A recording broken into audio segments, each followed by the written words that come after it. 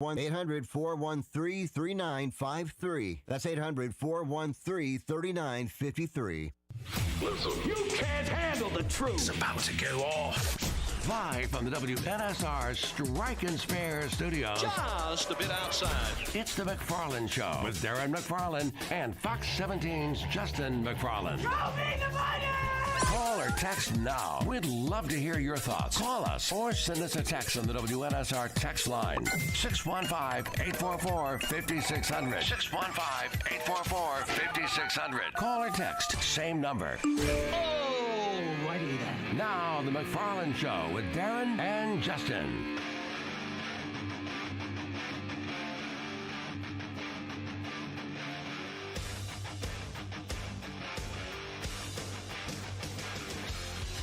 Hey, a good Tuesday afternoon to you, and yes, it is time for the McFarland Show here on Nashville Sports Radio. Hope everybody's having a great day. Certainly feels like fall, right? It happened this weekend, and it has continued on through the week. So I guess it's time to, I don't know, I'm hanging on for dear life. I've got shorts on and a sweatshirt today.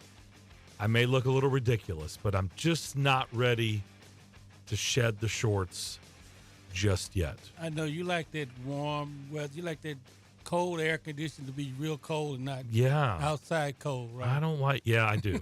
I like the AC better than I'm than just cold in outside. McFarland, by the way, today.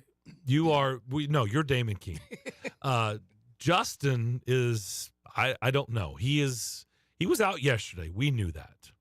He is out of town. And way out of town. Well, I don't know how much we need to say that because I haven't gotten any confirmation from him on. You think maybe? Yeah, okay. I'm just saying he's out of town, and he's supposed to join us today. But we got here we sit, Damon. We got it set up. One McFarland and one King. And one King, not named Derek. Right. And so we shall see if Justin shows up today. I don't know. I don't know if he's going to make an appearance or not. Yeah, it's kind of iffy right now. It really is. It feels 50-50 at best. Yeah. It really does. Yeah, it is going down quickly. And the odds will decrease every segment. Well, I mean, hey, you've been doing this a long time, so I'm sure, it's no big deal for you, but, We'll get through. We'll be all right. You know about sports. We'll figure this out. Yeah. Steve Lehman from News Channel 5 will join the show in about 10 minutes or so. So we'll talk about this Titans team. We'll go in depth with Steve about his thoughts on what took place in London, what the chatter is during this bye week. They're going to come back and have one more game to close out the month of October. It'll be home against the Falcons. So we'll get into all things Titans. Just, what he thinks. Is it time just to see if the future is here? I don't know. I don't know what the right answer is. I don't know what Steve thinks. I know there's a lot of Titans fans that think they'd like to see Will Levis. So, Damon, I'll ask you, because we like to give you a hard time on the show about, one day it's all Vol stuff on. The next day it's all Titan stuff. Today you're back in your orange. I don't know. Tomorrow it'll be probably Titan blue, or I don't know, maybe you're down on them because they're not playing well. But would you like to see Will Levis, or if Ryan Tannehill is good enough to go out there and try to play, would you rather them just trot out Tannehill? Actually, I think at this point, I would like to see what Will Levis brings, even though I'm not a big fan. Mm-hmm. But I've seen Malik Willis enough to know that he's not the future. Yeah, even you've noticed I didn't bring that up as an option. He's a good backup. Yeah, I think we know. Running around with the ball and holding on to it. But Will Levis has got some potential. I was upset that they drafted Will Levis. I'm a Hendon Hooker fan, of course, but I do understand that he's got a good arm, strong arm, and he's got a lot of potential. But I think that if you look at the team and going forth, you're already 2-4. So why not give the man a chance to see what's happening? You got a break in between now. Now's a good time to get him in there and practice. And then, as they go to the Falcons and see what happens, because the Falcons are not that great either right now, right? No. So be a great chance to just say, put him out there, let him play. Malik Willis attempted 5 passes. Wow. And he held the ball like and 5 got times. sacked 4 times. Yeah. He attempted 5 passes and was sacked 4 times. I don't understand why he was holding the ball when he know that time was running out, you know? I mean, it was like 2 minutes left, 2 minutes in the game? And he was trying to go, throw the ball away or something. The last sequence on the 1st and goal it was brutal. So we'll get into I could have done that. Yeah, well, I don't know about that, but I see your point. You're trying to make a point, and I see what you did Well, there. I could have done it back in the day. I was just saying, that would be, it would apply to me too if I said that. It'd be like, well, no, not really. No, neither one of us can make it look, it would look worse. It really would. Yeah, that's true. Is for a lot of people, that's hard to believe, but it actually would look worse. Michael McHenry, who played baseball at MTSU, he is affectionately known as the Fort. We're going to break down some baseball talk with him to begin the second hour. He works for the Pittsburgh Pirates. He does an unbelievable job on television and radio, and he is a very popular dude in Pittsburgh. And we're going to talk about the baseball playoffs with the Fort coming up at 3 o'clock. A lot of people know that name, and he's a very popular guy. And so we'll talk about that. Great job by Greg Pogue today in Evansville, Indiana, around the OVC basketball media days for both men and women. So good job by him. I know Adam Johnson was up there with him as well. They're making their way back from Evansville. So if you guys are listening, hey. Are you surprised that the baseball teams that had the best records are all getting beat down? Like Houston's 2 games down already, in the playoffs. Isn't it? It's amazing to think that those guys played that good. Like you said, L.A., the other teams, Dodgers, the Braves, and the Orioles. That's crazy. And the Rays, who had 99 wins. And of course, I'm going to ask Ford about this. Like, how should we? And we obviously talked about it on the show, but I want to get somebody who's involved in the day-to-day of baseball. Somebody who played it at a high level, played in the majors, now is on the media side of things, on radio and television, and is around it every single day. I want to get his take because we talked about it, but I want to hear what he has to say. Anomaly? Don't go off the deep end just because. Don't live in the moment just because that happened this season.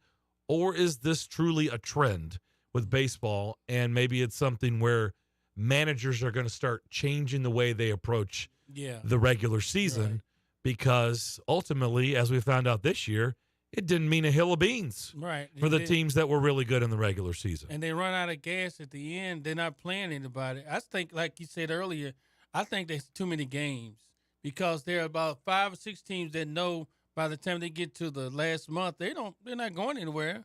So why are you playing them? They're terrible. You know what I'm saying? So then all of a sudden you get to where, we don't care. We know we're going to beat this team. Or I'm going to have an injured finger. I'll just sit out this game. Then the playoffs come, and all of a sudden you're out of shape. Or you got to crank it back up and flip a switch, which a lot of people don't believe in. I know I've talked to enough coaches and players. They don't believe in the proverbial switch, right? Flipping the switch. Yeah. Like, you because a lot of these teams that got hot, like Arizona and the Phillies, were doing what? The Phillies we knew, but Arizona was fighting for their playoff lives the entire time. Now, I think it's going to be the Phillies and the Rangers. I just think they're the 2 hottest teams right now. Yeah. I really do. Even though the Astros are so savvy and they've been the spot so many times. They're down 0-2. You can't count them out, but they are down 0-2. And I just think the Phillies and Rangers are the 2 hottest teams. I mean, they're blazing hot. And I think that's who's going to be in the World Series. I think. We'll see. And both of them have comfortable leads in their series. So we'll find out what Michael McHenry has to say. Last night, the Monday Night Football game, 2 teams desperately needing a win. The Cowboys, after getting roughed up in San Francisco, the Chargers coming off a bye week. And it was the Cowboys who came away with the 20-17 victory. Really strange about this past week in the NFL. Listen to these scores. I'm just going to give you the totals of team totals this week. What was this week? This was week 7. Is that correct? Yeah, week 7. let's see, 17, 20, 14, 9, 6, 20, 20, 14, 26, whoa, 9, 21, 17, 20, 13, 37, whoa, 20. High-scoring game. 42, oh, wow. Hey, Dolphins, what's up? 21, 19, 17, 17, 13, 19, 13, 16, 24, 16, 24, 19, 8. Those were the totals of the NFL teams this week in the league. Oh, wow. That's not a. What stood out to you? As for scores, Scoring was down. Down very much. The Titans could have won with their score if they score. Well, anyway, I guess they played the wrong team right with their 16 because there were some teams they could have beat. And Miami scored 42 points. Miami scored 42. Wow. The Jags scored 37. Those were the two highs this week. Everybody else was basically 21 or less. They're probably going to meet in the Super Bowl then, right? Okay. Let's see. 1, 2, 3. How many points did Dallas score last night? 4, 5, 6, 7, 8. The Titans could have beat 8 teams this week with 16 points. Just think about that. They could have beat 8 teams this week with their whopping 16 points they scored, which is basically what they do every week. You want to know what Kevin said? What did Kevin say? Kevin said, who cares about Will Levis? How about we see an offensive line that actually run and pass blocks? Kevin in Florida. This is Kevin in Florida. Yeah, well, I mean, there is some truth to that. I know there's a lot of people that feel like, what difference does it make? If the offensive line can't protect, it doesn't matter who you trot out there. There's probably a lot of truth in that. But I'm just telling you, there's a lot of fans. You can just see it all over social media that are just clamoring to see, okay, all right, you traded up to almost the first round. You traded up to, what, the first pick or second pick in the second round, and you gave up capital, and you drafted Will Levis. What do you got?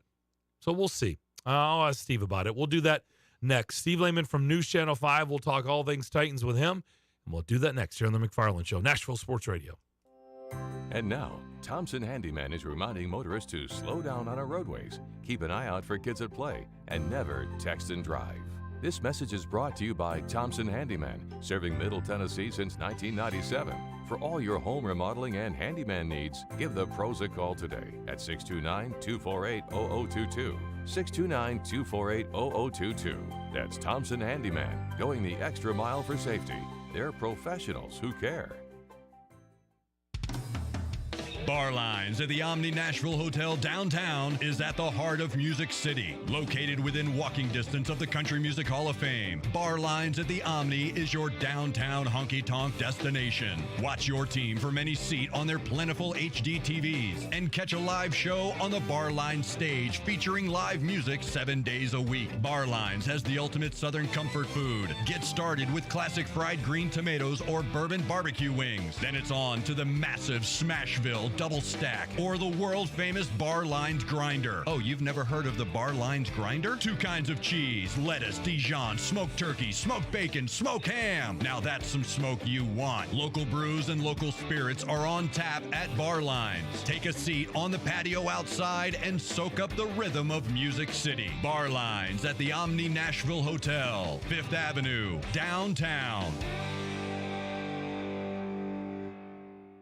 This is a special alert to all Americans who own a vehicle with less than 200,000 miles with an auto warranty about to expire or with no warranty coverage at all. Due to a decline in the economy, CarShield is announcing a low-cost month-to-month vehicle protection plan that is now available to the public to save any driver out-of-pocket expenses on future auto repairs. Call now to find out how you can pay almost nothing for covered auto repairs. Yes, you heard that correctly. Pay almost nothing for covered auto repairs. An open phone line has been established for all drivers to call for a free quick quote. Call 800-898-6155 now. Drivers who are covered will not have to pay for covered repairs again. This protection plan is at an all-time low. Additionally, drivers who activate this vehicle protection today will also receive free roadside assistance, free towing, and car rental options at no additional cost. Call us for your free quick quote today. 800-898-6155. That's 800-898-6155. What do you have to lose? Call 800-898-6155. Again, 800-898-6155. Quick, convenient, efficient. 3 words that we all hope to experience when we do business. Our goal at JHA Company is to bring just that to an industry that's traditionally dictated to the customer when it's time to do business.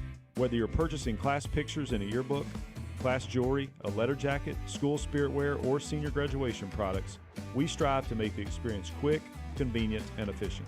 Find out more at jhacompany.com. JHA, your one source for an unparalleled scholastic experience. It's a Bill King Show.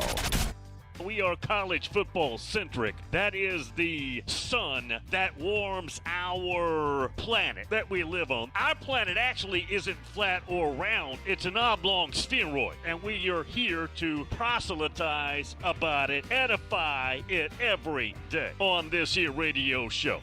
Weekday mornings beginning at 6 on Sports Radio 560 on 95.9 FM.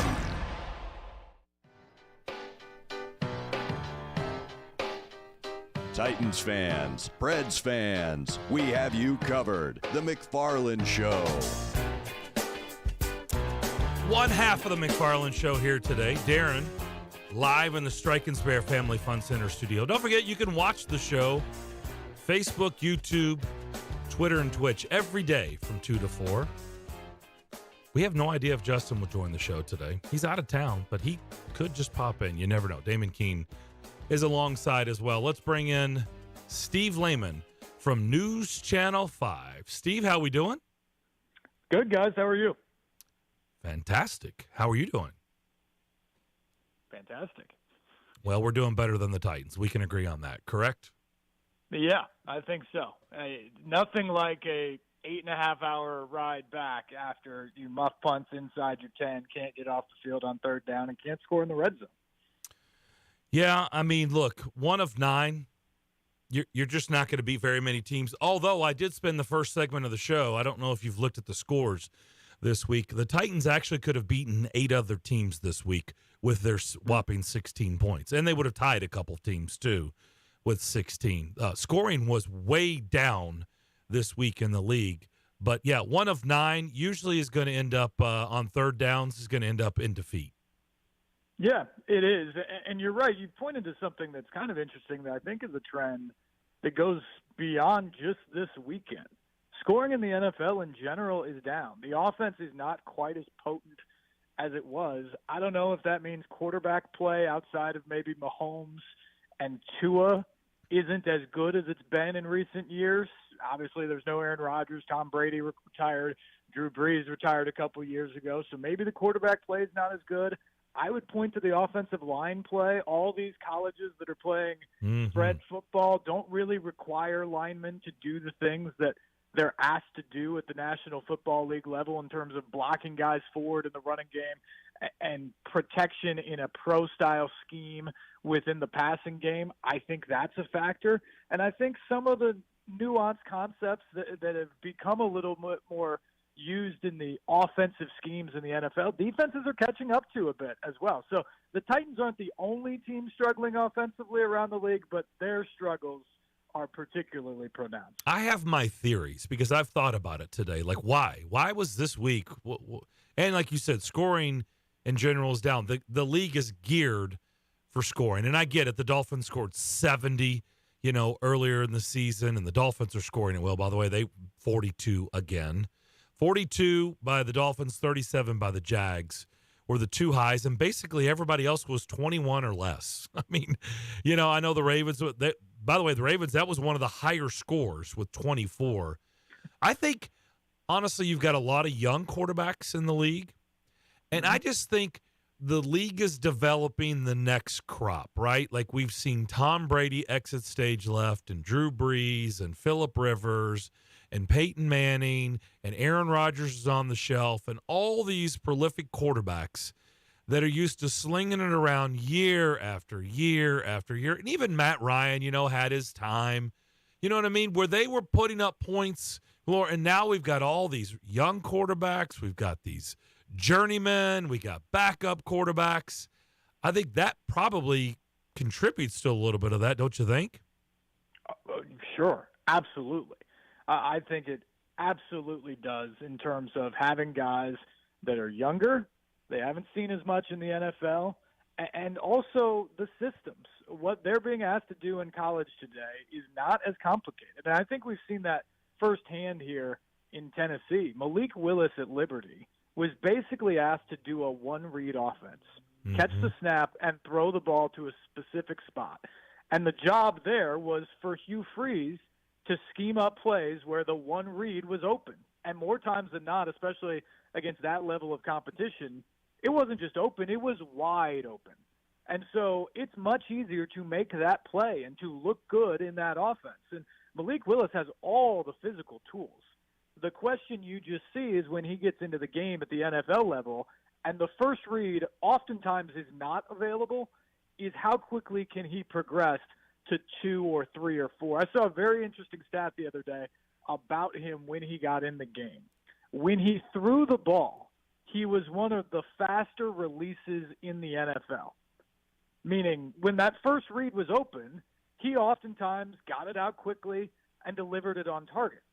The problem was his average pass drop was one of the slowest in the NFL for the entire season, which means when that first read isn't there, he doesn't know where to go with the football. He's holding on to the ball, and that's why you saw 4 sacks, and it could have been 5 if not for a penalty on that one drive in the fourth quarter. Guys, for his career now, he's being sacked just less than 18% of the snaps he takes under center. You cannot win like that, and Malik Willis cannot exist as a quarterback in the NFL getting hit that much. Steve, he attempted 5 passes and was sacked 4 times. Yeah. I mean, right? Like I mean, so it brings me to the question that, you're going to hear, and now that they're off, they're in their bye week, and I understand all this stuff, and we talked about this yesterday on the show. I said, look, because I see all the chatter out there, Ryan Tannehill is not the problem. This is my opinion. Ryan Tannehill is not the problem to this team. Ryan Tannehill is also not the solution. So I do understand the fans clamoring to see this team has traded up 2 years in a row.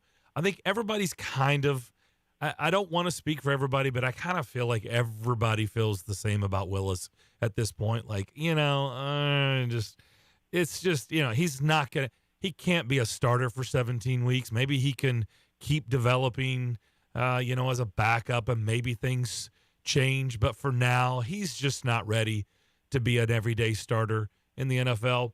But everybody wants to see why they traded up to pick 33 to draft Will Levis, right? So if you're not winning with Ryan Tannehill, then you can win with a rookie. You can not win with a rookie quarterback. What are your thoughts on, what if Tannehill is not going to be 100% the rest of the way, but can gut out some games? Do you put him out there, or do you want to see the future too? Where are you at on that? First off, Darren, I think your scenario of Tannehill not being healthy the rest of the way is what it's going to be. Yeah. I think it's very likely he's going to be able to play, maybe not against Atlanta, but shortly thereafter. I think it's very likely he'll be able to play on this ankle. The 2 questions will be, will it ever get healthy this season? While playing on it, my guess is no. And 2, will he be prone to have what happened last year when he got hit again and twisted again, where it actually breaks or tears officially or whatever it was, that leads him to have surgery and shut it down for the season? I think those are the 2 concerns. I remain steadfast in the belief that Ryan Tannehill gives them the best chance to win. Mike Vrabel's certainly in agreement with that based off of everything he said after the game and then again yesterday at Ascension St. Thomas Sports Park. So the question you have to ask now is, at 2-4, coming out of the bye, do the Titans believe that they're still in this thing? You've got 5 games left in the division. You've got a really difficult stretch after Atlanta in 3 consecutive games on the road, in which the Steelers look a little bit better than expected. The Bucs certainly are better than people expected, and then the Jaguars. The season could be buried after that stretch, but I just think it's too early now at Week 6. Remember back in 2019, guys, the Titans were 2-4 in Week 6. They ended up in the AFC Championship game. And so I don't think you're going to convince anybody over at the facility that they're done and that they should move to the future right now. So I'm confident that if Ryan Tannehill is available to go against the Falcons in 2 weeks, he'll be the starting quarterback of the Titans. And I think that's the right move. And you got to see if you can get right at home, and then if you can make any damage in those games on the road, which I would say all of them could be winnable for the Titans, but not the way they've played away from home so far this season. And so if they can go and tread water there and put themselves in a position where the back half of the schedule, where they're loaded up at home in a lot of division games, that they could make a legitimate run, I think that's the way you got to play it. But if you end up 1-3 out of this stretch out of the bye, and then all of a sudden you're sitting there at 3-7 at 10 games, that's when I think you've got to make the move. And to me, the move is Will Levis, not Malik Willis. Yeah, agreed. So don't you think that there are signs that there are problems? I mean, Jeffrey Simmons, Big Jeff, came out and said, we're going to find out who wants to be there. Or who wants to be here. Let's just start with that alone. What's your take on that? What do you make of that comment? I feel like there's been a lot of subtweeting going on or sub-talking going on, and mostly I think it's directed at T.R. Tart, if I have to throw it out there. Okay. And Tart himself subtweeted something after the game where he said something to the effect of, who's mad now, with like laughing emojis after it. He later deleted that, but he liked some things that seemed sort of derogatory about his place on the team or his role about. So that was interesting. And when asked about it yesterday, Mike Vrabel essentially said, well, it'd be wise to not get in arguments on social media. But the big thing I always tell guys is when you're out of the lineup and you're hurt, some guys recover quicker, some injuries are more difficult than others, but I would be doing something every moment I can to try to get myself healthy and back in the lineup, just for the point of telling all your teammates and everybody else in the building that you are doing everything that you can to get back there. And I just thought that was a very interesting answer because he didn't have to say that. He didn't have to volunteer that, and he did. So does that mean that they believe that T.R. Tart should have been out there one or both of the last weeks? I don't know. I thought it was obvious how much they missed him in Indianapolis. Kyle Pecco played great against Baltimore, so they didn't miss him as much. But I think there's some friction with certain guys there. I don't know. I asked Mike Vrabel if he thought his message was running thin at all, because he even said after the game, you can talk about your identity all you want, but if you don't win, you don't really have one. The identity comes with winning in the style of football you want to play. And I asked him, without the winning, do you feel like the identity that you're trying to push on this team is running thin, or maybe they don't have the same level of buy-in? And he gave a phenomenal answer and jumped in and said, I don't think so. I thought we were going to win the game, right? Yep. So the interception where our quarterback couldn't push off. So it's interesting. I think there's definitely guys who believe in Mike Vrabel and believe in the message, Darren. But I think there's some other guys in there that are struggling with what their role is, what their place is, and how good this football team is right now. And it's an issue. And frankly, maybe it goes back to the offseason, maybe the last couple of off seasons, where the Titans went from being number one in the AFC to where they are now. And it felt the entire time like they were sort of resetting while also still trying to compete for playoff berths and make a run in the playoffs. And when you do that long enough, it becomes very difficult within the locker room to decide for yourself. Are we a contending football team that should win every week, or are we rebuilding? And that's where it feels like the Titans are right now. Speaking with Steve Lehman from News Channel 5, I will just continue to stay on the same theme I've been on all season, is they can't fix this because it's broken. And they're just void of talent, Steve. And I think their coach knows it. And I think he knows that he can't fix this because they don't have the correct roster. They don't have the roster to fix this. It's just void of talent. The whiffs and the misses and the bad signings and the stuff that they've done over the years has just come to roost. And it sucks, but that's just what it is. And this team is just not good enough. The roster is not talented enough, and you have to have everything go perfect for you. And we know that's impossible. That doesn't happen in the course of an NFL season. Things are going to happen. You have to be able to zig and zag and counter and deal with adversity and do all the things that great teams do, but they have enough talent to do that because everybody knows you're going to be missing pieces, but this team just cannot. And I just think they have too many problems. I think there's a fracture in the room when you're listening to what players are saying, when you're listening to what the head coach says every week. Mike Vrabel, for a guy who doesn't really like to give much, I think he's been giving out more than he's ever done, in my opinion. I don't know. You're there all the time. Than he's ever done since he's been here. Do you agree with that? Like the stuff he says. Absolutely. The example about Tierra Tart the other day, or Christian Fulton last week. Yes. He absolutely is. And to your point, Darren, he was essentially asked on Sunday and then a follow-up again yesterday, do you have enough talent to turn this around and fix things? And he's basically admitted, maybe we don't. And that's a really damning statement, I think, but it's also enlightening about where they are. This team can win football games, but they're going to have to play very well every week for their capability to beat decent teams in this league. If they don't play very well, they're going to lose. And that's what we've seen so far this year, particularly when they haven't been at home. And so that's the real question here. You talked about a lot of blame going to Ryan Tannehill and people wanting to see the next generation. I've also heard a ton of blame from people about Mike Vrabel saying this team isn't very well coached. They make a ton of mistakes. Look, they make a ton of mistakes, but is that all on the coach? Because 2 years ago, I think everybody in the league thought this was maybe the best coach in the league in terms of motivation and tactician and getting guys ready to play, subbing guys in through all the injuries they had. The coach didn't change in the last 2 years. You know what changed? The level of talent on the roster. And so to me, I'm 100% with you. Everything has finally caught up with them. They don't have a line to compete the way they want to up front. The defense isn't as talented as they were hoping. They don't have the pass rush that they expected to. They don't have anybody who's really talented at the wide receiver position to be game breakers. And their best offensive weapons are running backs they can't really block for right now. It's just a mess to try to deal with. And again, they can win some football games if they play their style to the best possible ability that this roster can, and they get a couple breaks. But if anything goes wrong, they're in trouble, and Mike Vrabel knows it.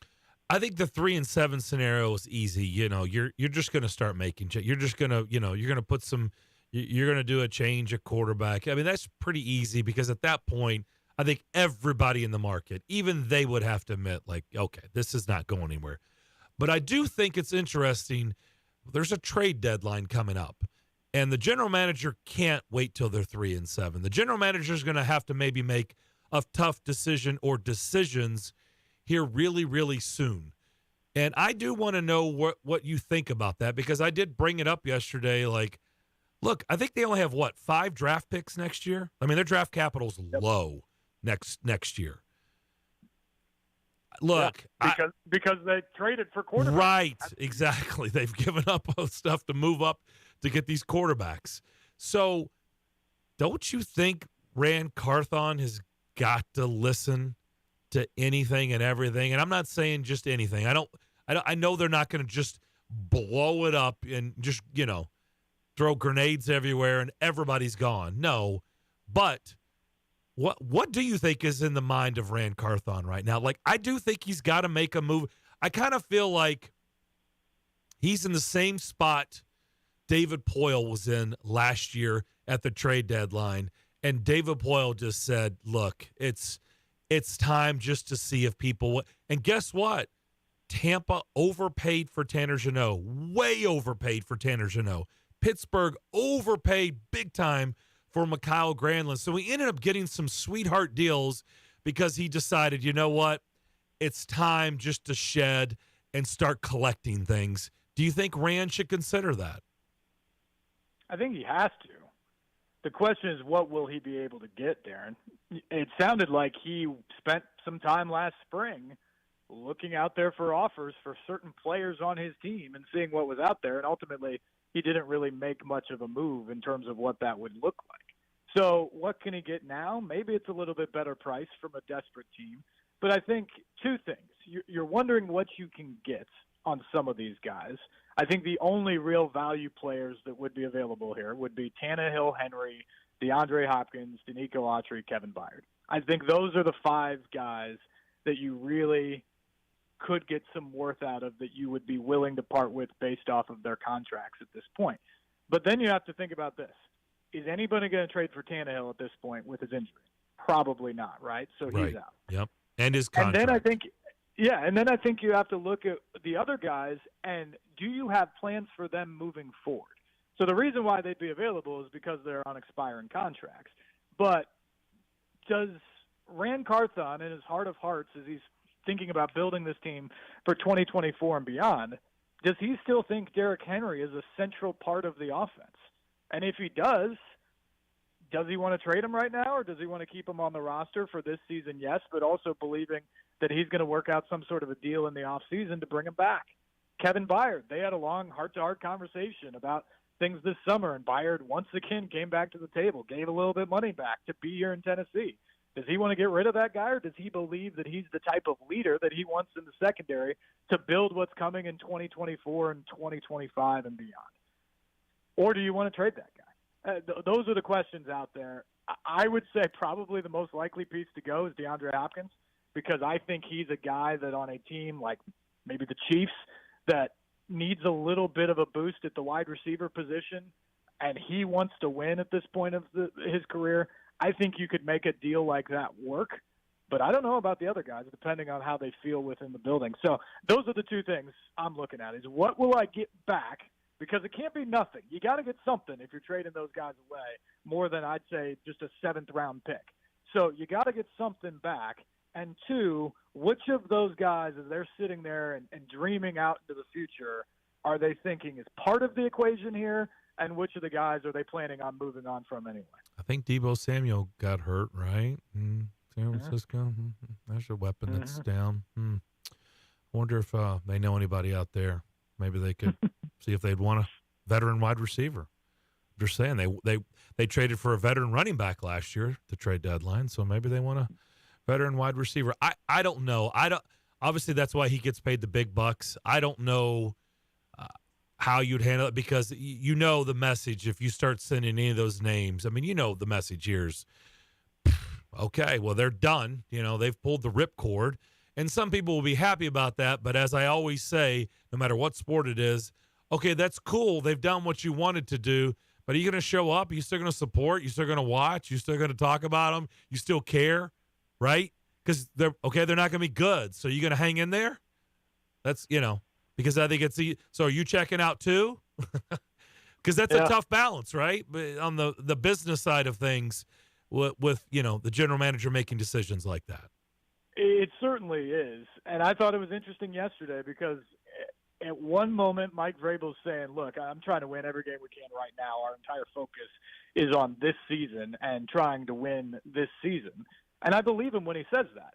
But then later he also answered another question. Would he be open to trading assets at the deadline in order to get more draft picks in the future? And he essentially said, absolutely, sure. Yeah. We're always thinking about what could be best in terms of making the football team better. Yeah.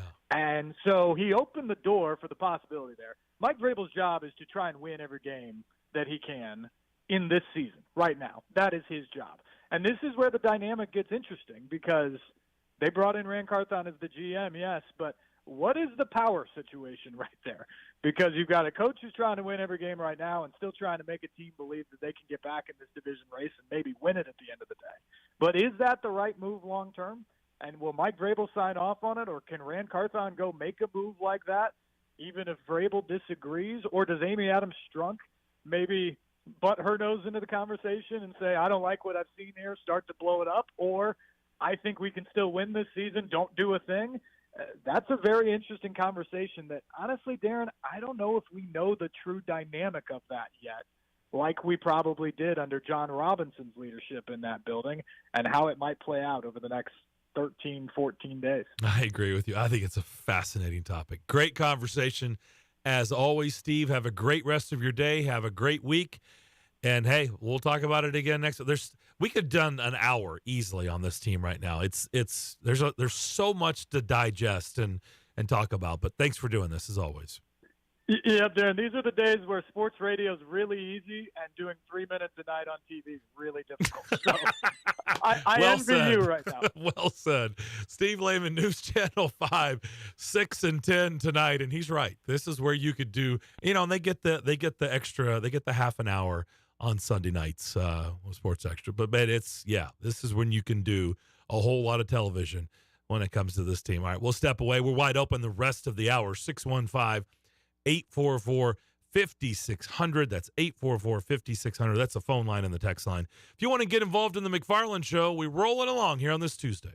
Golfers, swing into Edwin Watts Golf Shops for the hottest new fall arrivals from TaylorMade, Callaway, and Titleist. Come by and test drive the new TaylorMade P790 irons, the new Callaway Apex Pro iron sets, and the new Titleist T-Series irons. While you're there, get a free custom fitting on the new arrivals and more. Edwin Watts Golf Shops is your headquarters for all the latest golf gear from all the top manufacturers. Edwin Watts Golf Shops, home of the 90-day satisfaction guarantee. Shop us in store or online at edwinwattsgolf.com.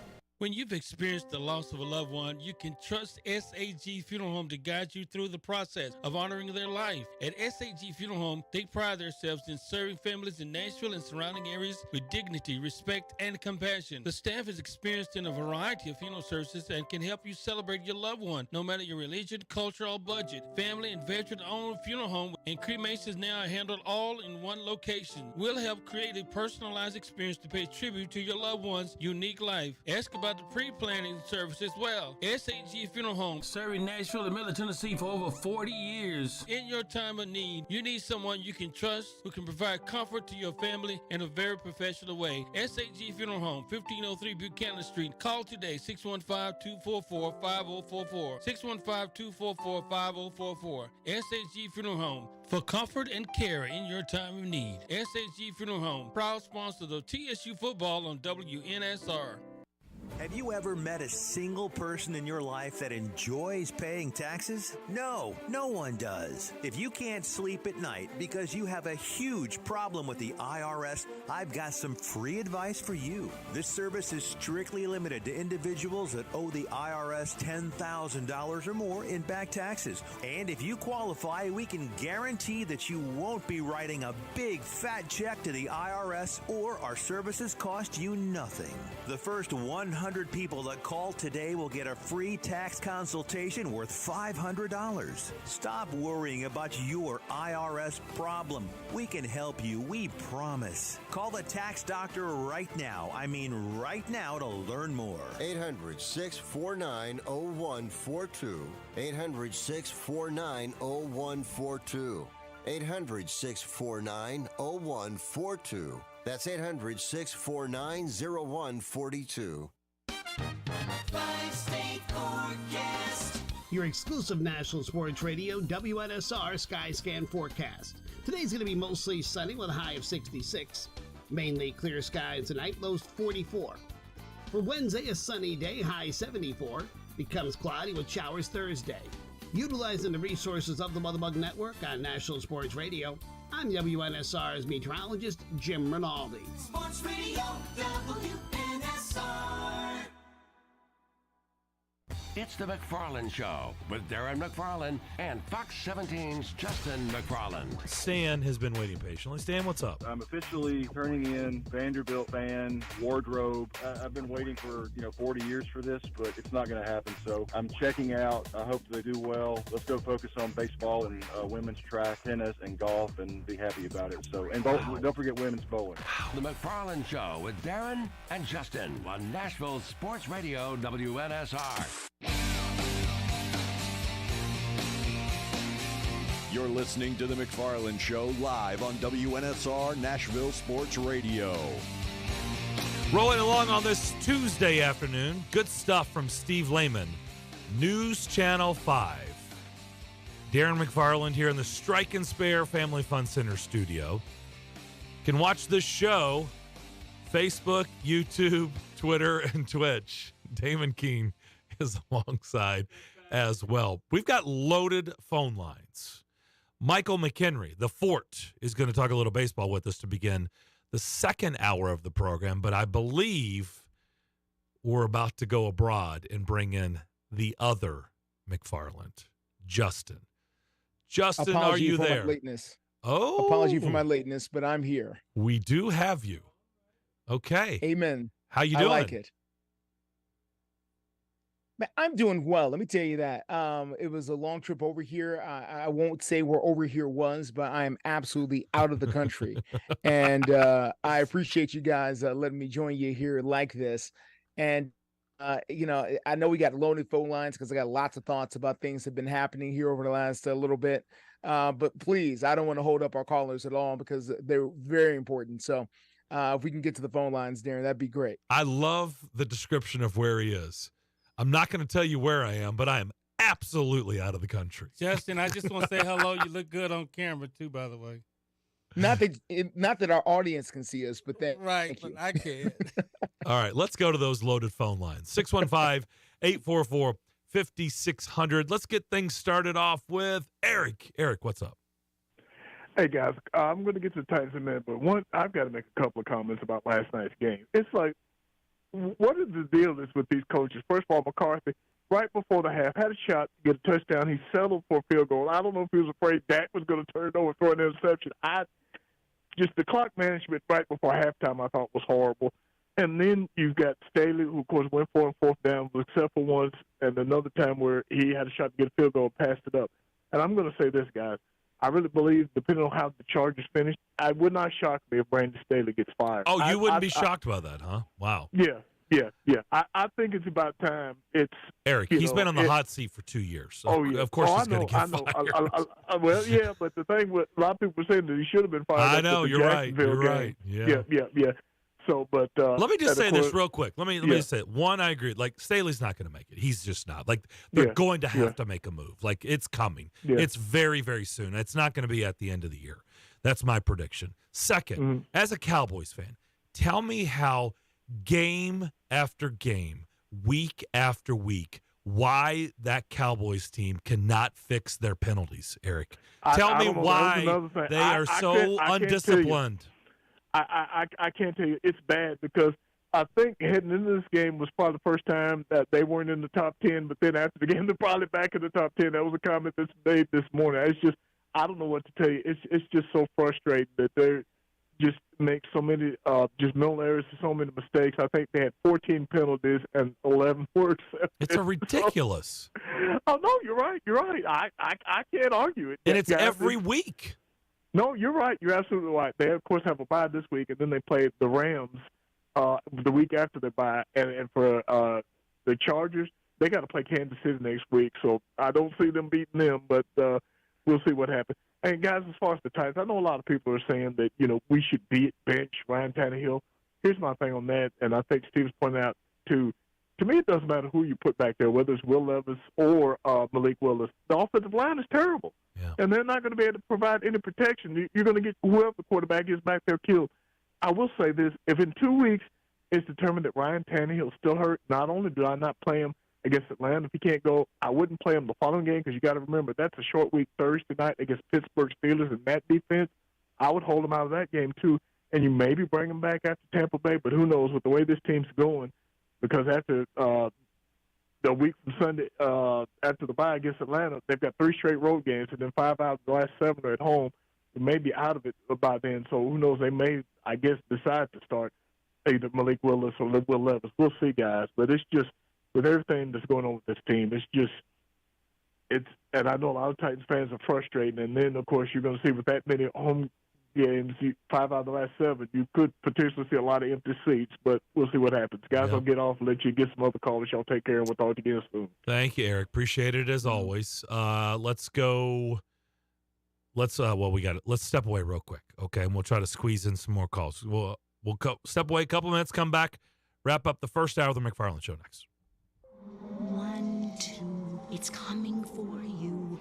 3, 4, you could win much more. 5, 6 on a scratch ticket.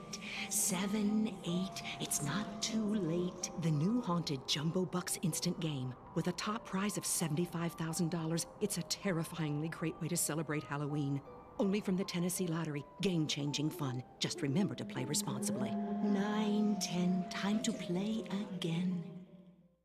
We all know that Nashville life can get hectic. In the middle of all the madness that is life, don't forget to take care of yourself. Treat yourself to Nashville's ultimate relaxation experience at Mocara Spa at the Omni Nashville Hotel. With services for men and women, Mocara Spa at the Omni Nashville Hotel is your one-stop shop for full-body treatment. Begin your experience in the exquisite relaxation room, then enjoy a full-body treatment or even a couple's massage before finishing in the salon. Located on the 4th floor of the Omni Nashville Hotel, Mocara Spa is Nashville's highest quality self-care oasis. To book your experience or gain information on packages, call Mocara Spa today at 615-761-3600. Again, 615-761-3600. Or log on to theomnihotel.com. And with every booking, you'll have free valet parking and rooftop pool access to enjoy the Music City skyline. And through Labor Day, enjoy the 4th floor spa terrace for only $20.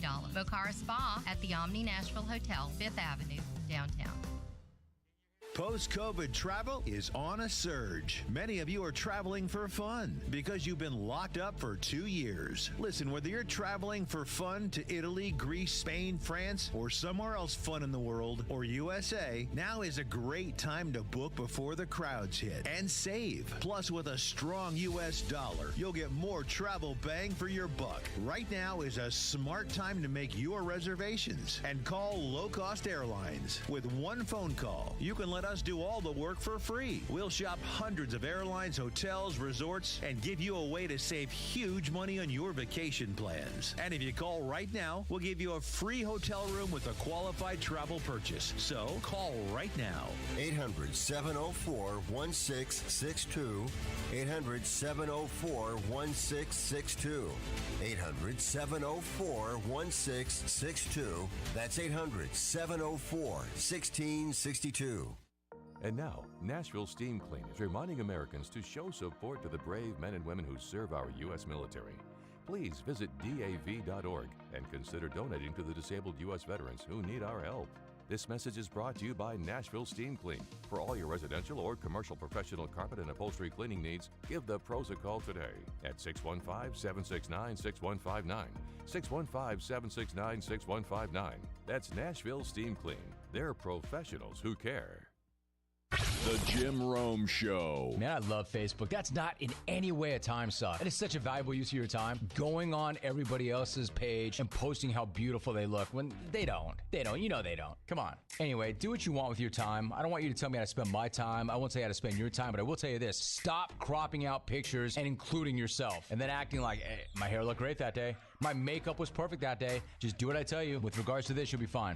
Weekdays from 11 to 2 on Nashville Sports Radio.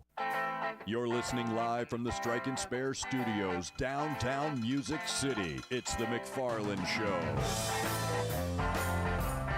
Michael McHenry coming up, a.k.a. The Fort, to be in the second hour.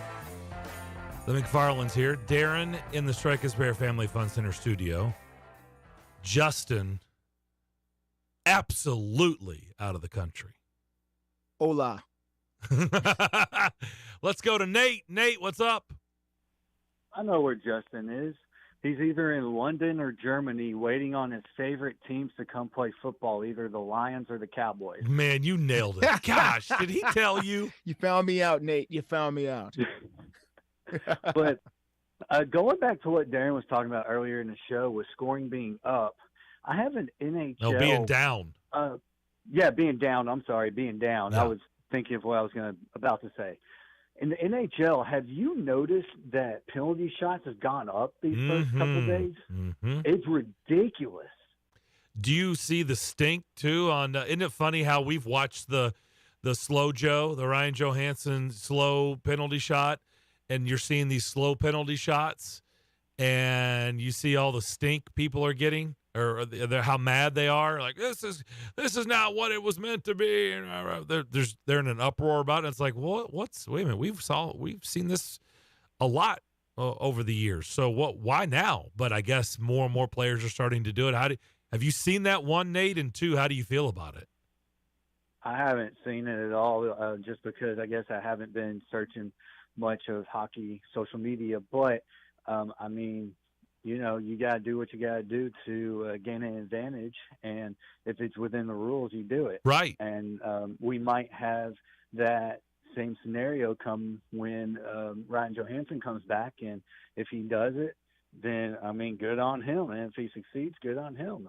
Yeah, this is what it is. Yeah, no, I know. I'm just it's just been kind of funny for me to watch all these people go crazy because you're seeing players. I mean, I think it was the guy from Washington. I don't remember who that was, just the other night, and it was worse than Johansson, and they were just like, that's not what it's meant to be. Like, this is not, they shouldn't be allowed to do it. People were going crazy, and it's like, yeah, well, we've seen this before. Anyway, okay, what else? Real quick before the hour's up. I was just going to say, y'all have a great day, guys, and travel safe, Justin. Thank you, Nate. You, sir. He'll be catching up with the Motor City Kitties in Germany next week on the program. Wouldn't that Looking be something? forward to that. Yes, Wouldn't that be a of great story? Where does Justin have Detroit in his top 10 over Germany? We'll find out soon. Or is it Mexico? Or Japan, perhaps? Or Mexico. Or they played in Japan this year? I didn't know that. The old Tokyo Bowl. You remember that. All right. By the way, we will have our NFL Top 10 tomorrow at 3 o'clock. When we come back, we're catching up, talking a little baseball with Michael McHenry. We'll do that next.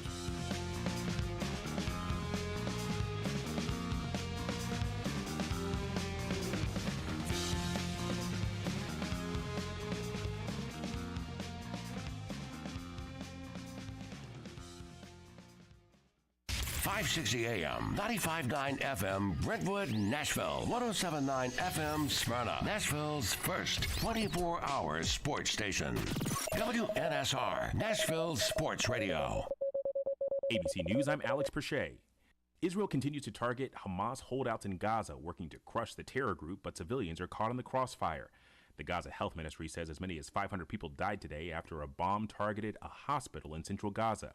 ABC's Ian Pannell says more than 1 million are displaced and on the run. People are trying to find somewhere safe to go. Meanwhile, you've got hundreds of foreign nationals, including 500 to 600 American passport holders, also trapped in Gaza. Negotiations underway to try and get them out, but so far that border isn't opening to allow the foreign nationals out, or indeed the international aid back in. Israeli forces now preparing for a ground offensive.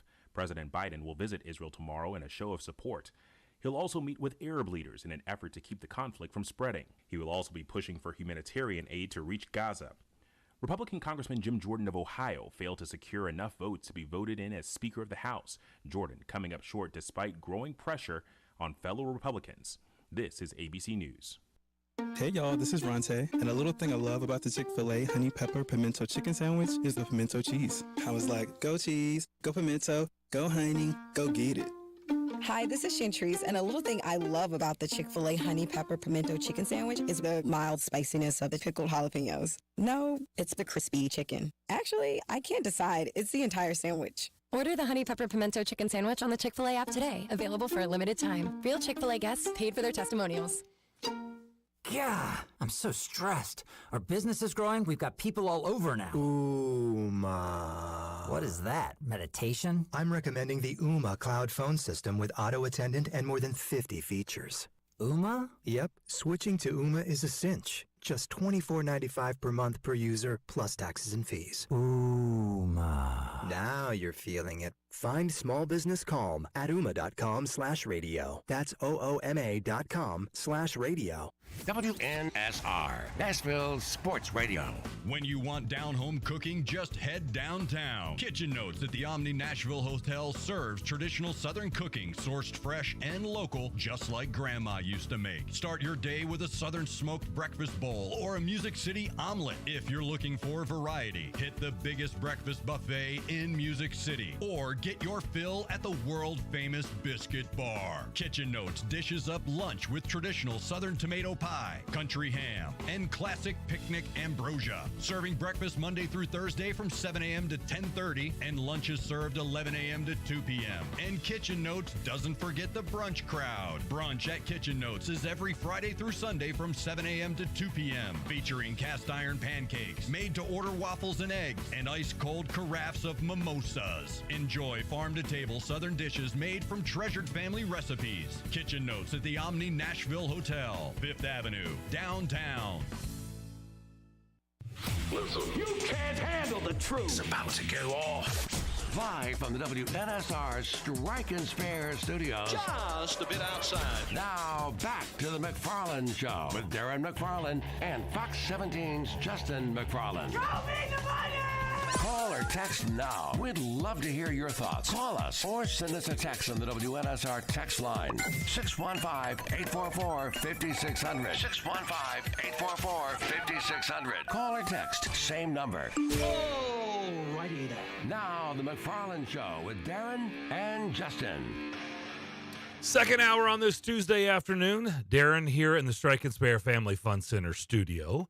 Justin is abroad. We are the McFarlands. Damon Keene is alongside. He probably feels like an octopus today. He's having to do a lot of things at once. You can see how quickly he turned down the music because he's trying to bring up Justin. He's trying to turn on the camera. By the way, you can watch the show on Facebook, YouTube, Twitter, and Twitch. He's trying to punch in our next guest. He's doing a great job. Yeah, great job, Damon. He wants to be probably an octopus for Halloween. Let's bring in Michael McHenry. We love talking to a.k.a. The Fort, the best nickname in sports, without a doubt. Former Blue Raider, now with the Pittsburgh Pirates, just killing it up in Pittsburgh. But I believe, looking at stuff on Twitter, he is back here in the mid-state, back here in Middle Tennessee during the offseason, I think. Michael, you there? I am. I'm kind of curious about this octopus you got in the studio. Very interesting. Yeah, he is. Man of many talents, I see. Yeah, he needs to be toweled down, I think, after the show. He's a little bit nervous trying to make all this work, but we'll make it work. I love it. What have been your thoughts? We've had a lot of discussion on this show, and you're involved in this on a day-to-day basis, right? You're in the belly of the beast of the Major League Baseball season, and so you get to see all this stuff, and you played it. And, it started the conversation on here once the Braves were eliminated. Now, wait a minute.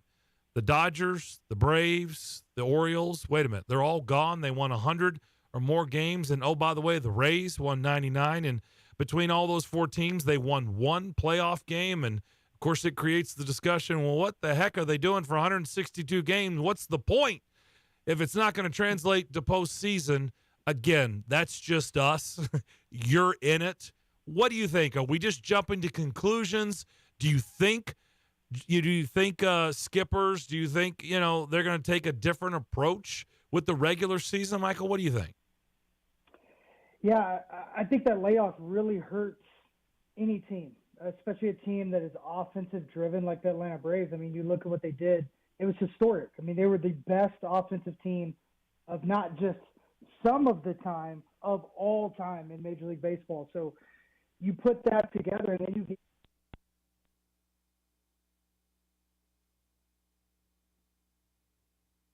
I think we lost him. Let's say, did we lose him? I don't know what happened. Let's find out. Let me find out if he's got see if he's got a landline, Damon. See if he's got a landline.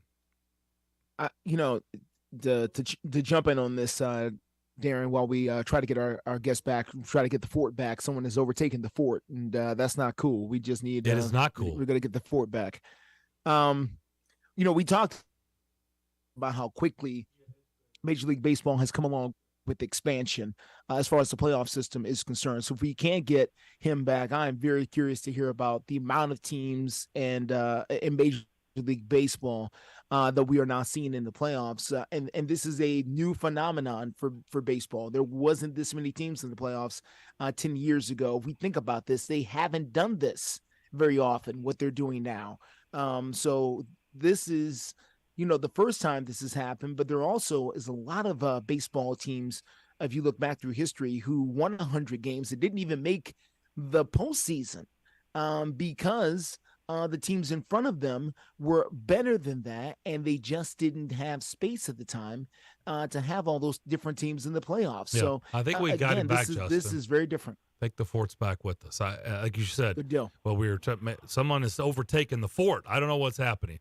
It was the octopus, guys. I was to say, I would say, hey, let's send you a Zoom link, but I think we got too many Zoom. Damon would have a heart attack if we did another Zoom link because Justin is abroad. So please finish your thoughts, sir. I think the layoff's just too long. Okay. I think they got to figure out a way to, minimize that and get more games played. I mean, I'm looking at the schedule right now. I mean, it'd be really tough. Maybe right after the season ends, they just get it going. That Monday, October 2nd, day after they start playing. I've heard suggestions of possibly even trying to, allow the team that won their division. Okay. I think we're. Man. I know. You know what, Justin? If memory serves me correct, did we not have this problem last time? We did. I think we did, right? I didn't want to say that. On I know. the So air, you did think that too, right? I did. Well, no, I'm positive we did. Well, poo. He said he was on his cell, so if he calls back, maybe I'll try to get the landline with my fourth hand. He actually did say.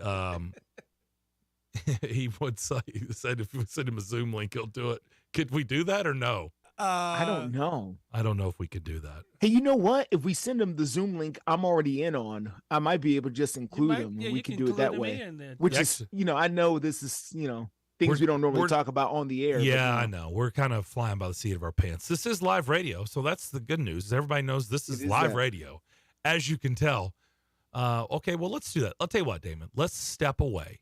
Justin, do you think we can do that during the break and see if we can make this happen? I don't see why not. If we send him the link that I've already sent you guys to get us on, I don't see why he couldn't just join it and go that direction. Okay, we'll try to do that, and I apologize for this, but this is what happens sometimes. But I do want to talk about these playoffs with Michael McHenry, and if that's the way we have to do it, where it's a little bit wonky out of the gates, then that's what it'll be. All right, we'll come back. We'll try to reconnect on the other side as you listen to the McFarland Show, Nashville Sports Radio. You know that feeling you get when your team goes big? You can get that same feeling on Zen Sports, where you score with cash rewards every bet you make.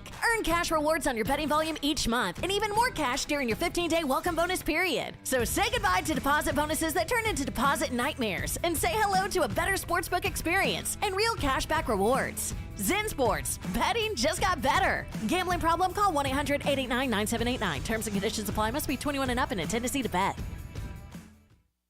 If you're looking for something fun to do with family, friends, co-workers, or clients, look no further than Strike and Spare Family Entertainment.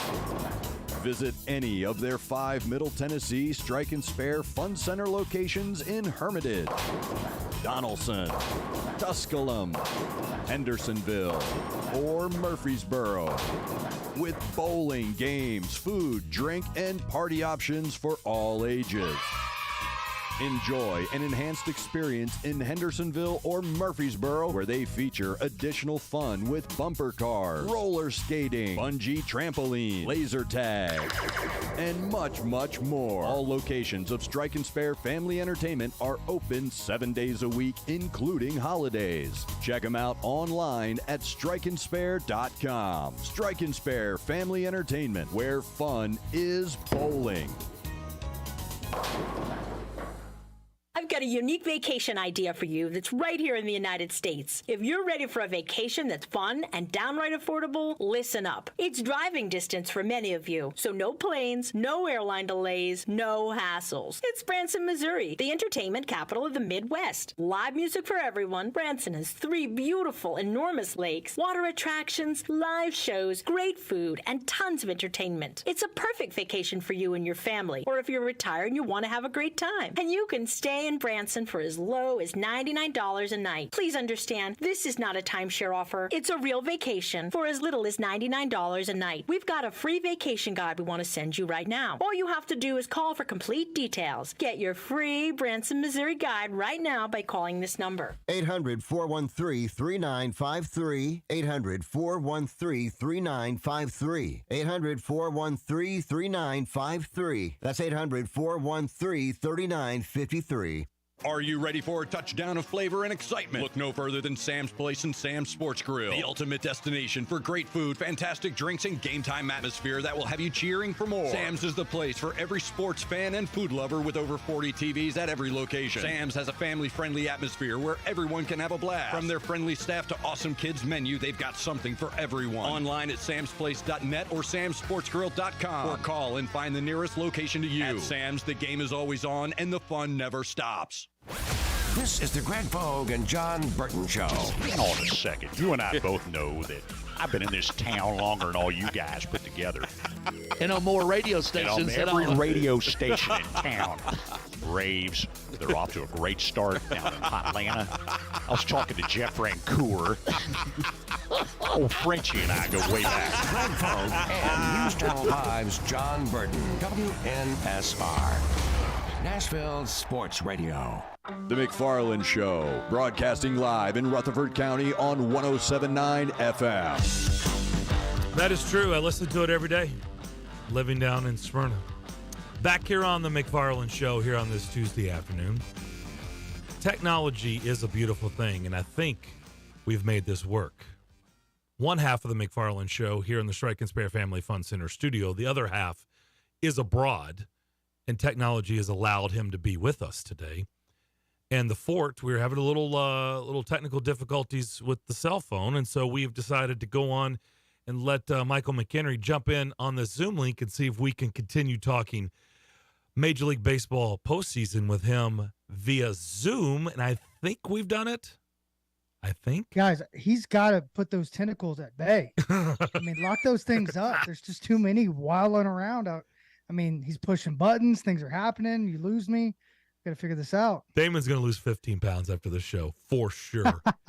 So you said the downtime is just is crushing these teams, because I've been saying, and so you're definitely going to disagree with this, I'm assuming, like all these series need to be 7 games. That's going to be even worse for downtime, right? Not necessarily. I mean, you got to have some give and take, but I'm saying it stinks when you think about the best teams having the longest layoff. I know you're getting the bye, but I was about to say one of the thoughts was let the team pick that, wins 100 games, that has the best, record, maybe best couple records, pick their opponent. Obviously that's not necessarily a win-win for them, because if they go in, they pick Miami and they end up losing, that's a problem. But I think you just have to figure out a way to get it going faster. Maybe there's one playoff game, it's one game, then you have a 3 or 5 game series. You just keep the ball rolling as fast as you can to keep these guys sharp, because you want to see the best baseball possible. Baseball has been trying to throw money with their payroll and think that's going to, get them championships and get them success. Well, the top 3 payrolls didn't even get to see postseason. The 2 teams in New York and the Padres.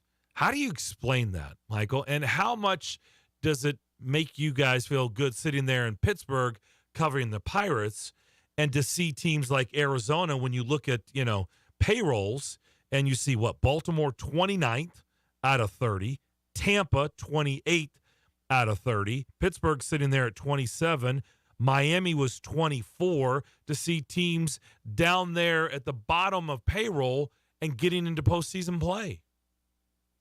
I'll say it's on blue in the face. The problem's never been that there should be a salary cap. There should be a salary floor.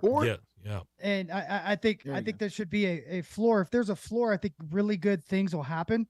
When you think about a cap, let them spend as much as they want. Baseball's a different animal when it comes to, the way you have to put a team together. You have to find guys that really fight for each other, because your best player is going to hit maybe 280 nowadays. You're not going to see a lot of guys hitting 300. You may see a couple guys hitting 40 home runs. It's a team game. You cannot take over with one player, cannot take over with one pitcher. And with how much money is being paid to these guys, $35 to $40 million a year, you cannot miss, especially as a small market team. Some of these older guys or some of these big market teams and these older guys, they whiffed on.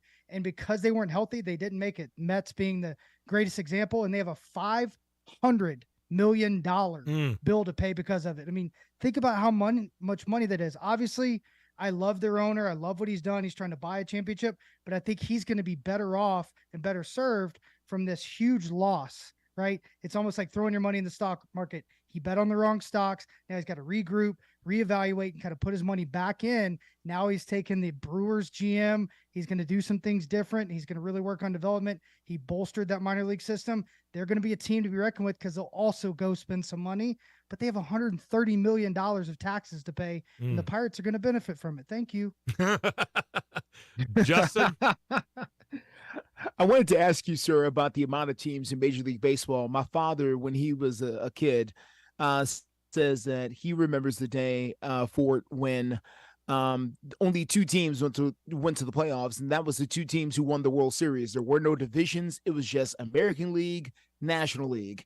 And before 1969, teams just won their league quite literally and went straight from the regular season to the World Series. Now, I know that was 50 years ago and a lifetime ago, but I'm curious about now we've gone from 2 teams 50 years ago to 12 teams in the Major League Baseball playoffs. And I'm curious about the amount of teams that get into the playoffs now compared to just really, in all honesty, not that long ago. Money, money, money, money. That's it. They want more games, more money, more ticket sales, more media time, all those things, generate, what you need. And that's impressions that you need, ad revenue, all those things. So money drives it. They want more games in the NFL, just like they want more games in the MLB. If they were smart, they would cut back to maybe 142, make the playoffs a month and a half, 2 months long. I mean, really, really just eat into it and have a blast, but maybe even get it before football gets really going, college football. I mean, we're right in the midst of all the sports going at once. So we're competing with that. So they're trying to navigate, move times, do different things. And I don't necessarily love that. I think guys really play their best baseball when they kind of have that good routine. Obviously, you have to learn how to adapt to routines, but yeah, I don't think we're ever going to see that 2-team lineup again like we did the old school. I would love to see it at least once, maybe in a actual World Series, kind of like the World Baseball Classic. Maybe it becomes a world game at some point, but we'll see. I'm also curious. So now you're talking about it sounds like you're in favor of going to a full 7 games for all of these series, sort of like the NBA and the NHL now do, instead of doing the best of 5 or best of 3 series early on. Yeah, absolutely. And I wouldn't mind bringing back the 1-game play-ins. Some of these teams, like the Twins, had the worst division in all of baseball. Yes, they get in, but if you have a division that just kind of gets an unfortunate break when the AL East is a great example. NL East is a great example. Those teams beat the crap out of each other, and there's a great chance that you have 6 of the best teams in baseball all on one side of the country. That's not necessarily fair. We need to figure out how to balance it, make sure the best teams get in, best teams play. And yes, I'd love to see a 7-game series. I think that's where real wit and grit comes together. The season's extremely long. I think you figure out what guys have, who's willing to go a little bit further, what bullpen can really get deep, throw 3-4 days in a row, because we don't see that anymore. That's the old school baseball I wish we saw. It feels to me, and I said this at the beginning of the show, it feels after watching last night, it's going to be the Rangers and the Phillies. And I know Arizona's been on a heater, but I just think Philadelphia is hotter than even Arizona. I think it's going to be the Phillies, and I think they're on a mission to right last year and to win it. Do you agree? What's your prediction, Michael? What do you think? I do think Texas is riding hot, but I can never count out the Astros. I know. They say there's a Bochy effect in Texas. Well, just look across the way. I mean, there's an effect over there with their manager and with the Astros too. I mean, you have to look. You have 2 legendary managers, first ballot Hall of Famers, guys that have been there, done that, and they really have the trust of the player as good as you're ever going to see. I feel like the Diamondbacks and Phillies also have trust when it comes up and down their lineup. It's a player-based approach.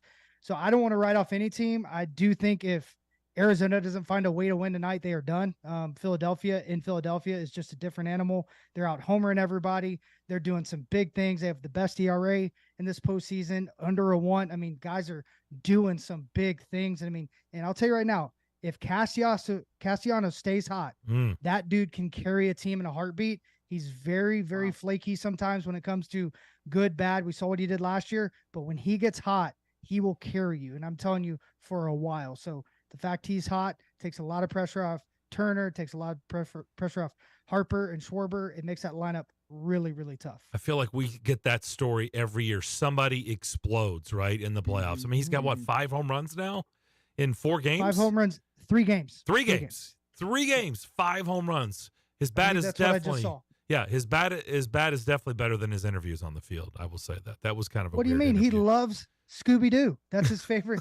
Are you kidding me? Did you see that interview? Yes. The guy loves Scooby-Doo. That's his favorite superhero. He became a legend in my book immediately when he said that at the All-Star game. And his son has got to be the toast of the town, right? Sitting there in the front row, just lapping all this up. That has been fun to watch. It really has. I mean, I love the fact that they brought back that kids element, even how they do the walk-ins now in MLB, NBA, all that. And they're wearing fun stuff. I mean, the AI jersey, all the different things that we're seeing is just so cool. And it's so good for the game because it's bringing it into a younger state. And I think we've needed that. I think the older men and women that watch this game are going to stay there, but I think the youngsters are coming in and they're seeing a lot of cool dudes hit a baseball, which I think is really, really good. Michael, appreciate all this. We need to towel Damon down. Thanks for hanging in there with us. Good discussion as always. And thanks for doing this, and we'll talk soon. Absolutely. Thank you, guys. And hey, just take a deep breath. My wife, she's a yoga instructor, holistic. Okay. She says just take a deep breath, feel your chi, and you'll be fine. He is smiling. I think he's taking it in. He's the Fort, Michael McHenry. Octopus. See you guys. God bless. He's fantastic. Former Blue Raider at MTSU, doing great work up in Pittsburgh with the Pirates on television and radio. We will step away. We'll take a break, and we will come back with more of the McFarland Show. We're wide open the rest of the hour, 615-844-5600. If you would like to get involved, we'd love to talk with you. We'll be back.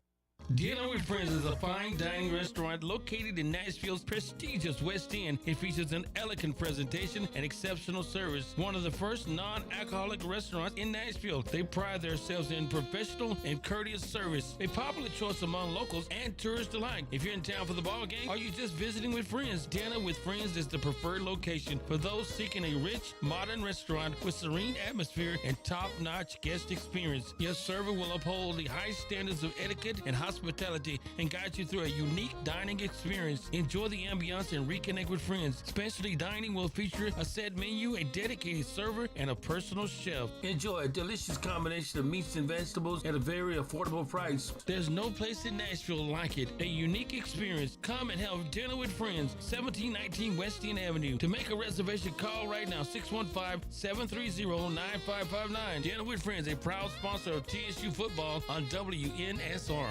You enjoy the thrill of gambling, but what happens when it becomes a problem? Whether you want to cut back or quit gambling altogether, the Gambling Clinic has been helping people change their gambling for over 2 decades. We're here to help, not to judge. The Gambling Clinic is a Tennessee-based clinic offering in-person and telehealth support to help people win back their life. Visit us at thegamblingclinic.com. This project is funded by the Tennessee Department of Mental Health and Substance Abuse Services. This is a special alert to all Americans who own a vehicle with less than 200,000 miles with an auto warranty about to expire or with no warranty coverage at all. Due to a decline in the economy, CarShield is announcing a low-cost month-to-month vehicle protection plan that is now available to the public to save any driver out-of-pocket expenses on future auto repairs. Call now to find out how you can pay almost nothing for covered auto repairs. Yes, you heard that correctly. Pay almost nothing for covered auto repairs. An open phone line has been established for all drivers to call for a free quick quote. Call 800 800-898-6155 now. Drivers who are covered will not have to pay for covered repairs again. This protection plan is at an all-time low. Additionally, drivers who activate this vehicle protection today will also receive free roadside assistance, free towing, and car rental options at no additional cost. Call us for your free quick quote today. 800-898-6155. That's 800-898-6155. What do you have to lose? Call 800-898-6155.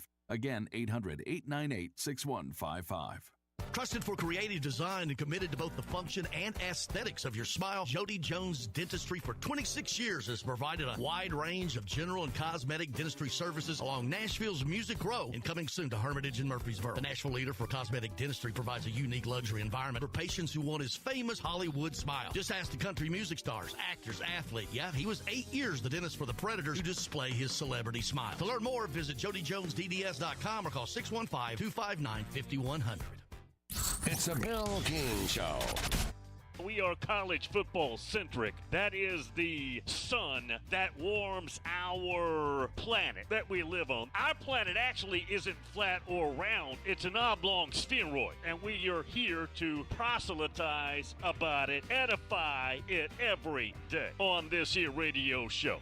Weekday mornings beginning at 6 on Sports Radio 560 on 95.9 FM.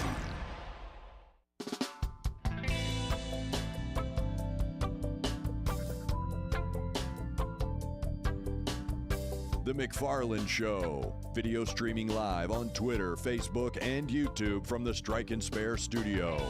Certainly is. It's been fun watching Damon grow arms during the show. Let's go back to the phones. Appreciate Michael McHenry, a.k.a. The Fort, for joining us, talking a little Major League Baseball playoffs with us. Good discussions today. Steve Lehman, News Channel 5, breaking down the Titans season so far, and then Michael McHenry to kick off this hour. Let's go to Tony. Tony, what's up? Good afternoon, and Justin, wherever he is out of this country, I hope he's having a good time. So. He is abroad, for sure. He is abroad, that's true. You know the thing about the Titans, guys, something had to give this past weekend because they were 2-0 at home, 0-3 on the road, but they were they were designated the home team, but they were really on the road, even though a neutral site. Yeah, but it was a home game. Wink, wink. It was a home game. That's true. And, I think y'all covered it thoroughly with the Titans. And at some point, they're going to have to decide, do we, cash in the season and take our losses and start looking to the future. But it's going to be, I don't know if it's going to be at the 10th week or if it's going to be even sooner than that, Darren. Well, Rand Carthon, as the general manager with a trade deadline at the end of the month, is going to have to make a decision before the 10th week, That's true. Did y'all see where Shane Beamer broke his foot after the game against Florida the other night? Well, they broke a lot of things, I think. Oh, they broke a lot of things. Yeah. Yeah, they did. A lot of things were broken. He today has had to come out and address, before the media made a big thing of it, he called the AD Tanner, Coach Tanner. He used to be the baseball coach over here. Chuck Tanner. 2 national titles. Yep, Chuck Tanner. But he had to call. He called him yesterday, or maybe even Sunday, and told him he had broke his foot. He in essence apologized for his actions, and was he okay, and so on and so forth. And I think all is good and all is well with the AD and Beamer, but he he's broke his foot now. I don't know what he kicked, but he kicked something, and he's had to come out and address this issue before the media took it to task on it. It was Ray Tanner, by the way. I was thinking, I was in baseball mode. I said Chuck Tanner. Right. It's Ray Tanner. Right. Chuck I don't know what he kicked, but it wasn't the Gators, I'll tell you that. And let me ask you this, and you might want to get Damon's take on this. Did y'all see where Gary Danielson said Knoxville was just another college place and another stadium, and that it wasn't no more special than some of the others? And the media and everybody's kind of come out and blasted him on that. How do you feel about that, Damon? Oh, I thought it was really dumb. I think he incited a lot of anger with Tennessee fans. But you know what? Who cares? Because we won the game, and I'm through with it. Once I think he just says things because he's an Alabama man. So they all like Alabama. That was an electrifying crowd up there. It was. That was a dumb comment. And one last thing, guys. Justin, what you think? Because I know you're a Tennessee hater. No, I'm just kidding. Hey, Justin, he's back, y'all. I want to ask you guys this. Has prime time gone back into standard time now? Wow. Damn, Tony. Because it's back to status quo in Colorado, and there's a lot of I don't know if y'all watched some of the game of it Friday night, but the antics on the sideline is getting out of hand. There's a lot of talk back. The players are talking back to Prime. He's one or two of them, they walked away from him when he's trying to address them. There's some finger pointing going on the sidelines now. And even in his press conference after the game, which 3 weeks ago he was talking about how great everything was, now he's talking about the players are not ready for the moment. That he called them out, and he said they're not ready for the moment. They're not ready for the situation, and if they want to be, if they were going to find, they wanted players who loved to play there, not who wanted to just like being there. Well, when you go, let me just say this. He has been good for college football this season. He has been really good for Colorado football this year because people care in Boulder and they're selling out games.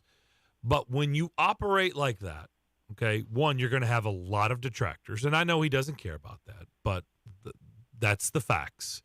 And two, with that, along those lines, whenever you're not succeeding, there's not going to be any shoulders for you to cry on because nobody's going to feel bad for you, right? Again, I know this is how he's going to operate. This is what he does, right? It's who he is. It's who he is, and that's fine.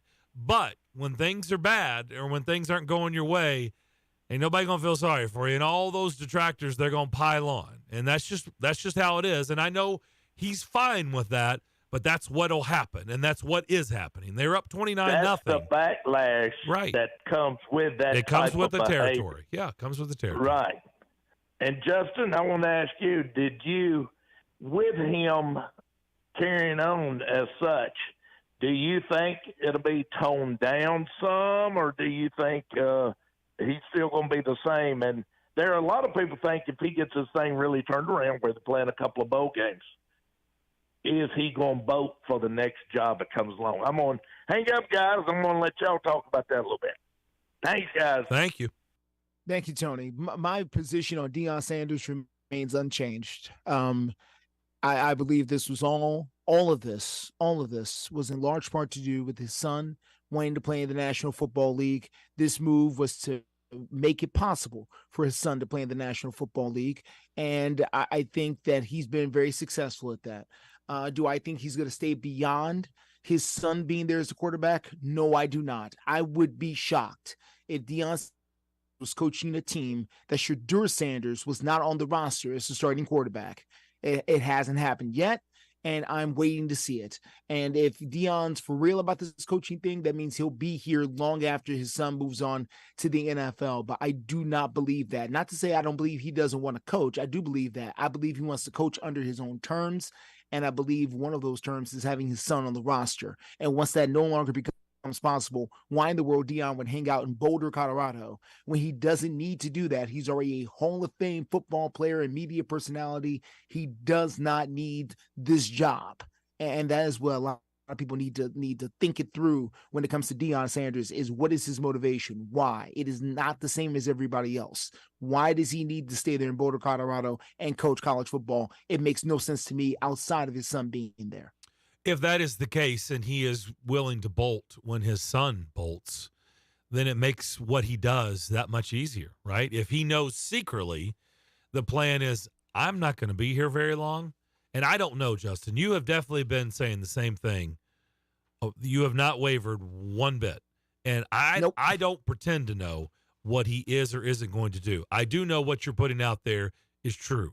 Ever since this kid has been playing, he's been coaching him. So nothing has changed on that front.